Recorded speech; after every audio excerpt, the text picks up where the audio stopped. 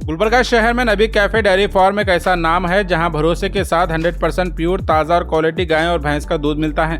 नबी cafe dairy farm पिछले 50 सालों से शहर में बिना मिलावट का दूध, घी और दीगर डेयरी प्रोडक्ट बेचने के लिए जाना जाता है। इनके जरिए हजारों लीटर गाय और भैंस का दूध कस्टमर्स तक पहुंचाया जाता है। इसके अलावा आपको देसी घी, बफेलो कर्ड, मलाई, पनीर, व्हाइट खवा, रेड खवा, अंगूरी, मस्का और ऑर्गेनिक हनी जैसे कई डेयरी प्रोडक्ट मिलते हैं।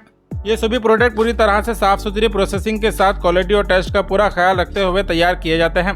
और सबसे खास बात, इनके जरिए गाय और भैंस का दूध आप घर बैठे ऑर्डर कर सकते हैं। रोजाना आपके घर तक 100% प्योर और फ्रेश दूध डिलीवर किया जाएगा।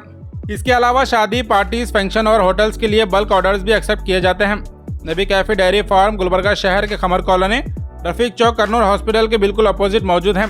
इस डेयरी फार्म के प्रोपराइटर अब्दुल माजिद सरडगी बिना मिलावट दूध सेल करने के लिए शहर में जाने जाते हैं। ज्यादा जानकारी या ऑर्डर के लिए स्क्रीन पर दिए गए नंबर पर कॉन्टैक्ट कर शेख जीनूर से रब्ता कर सकते हैं।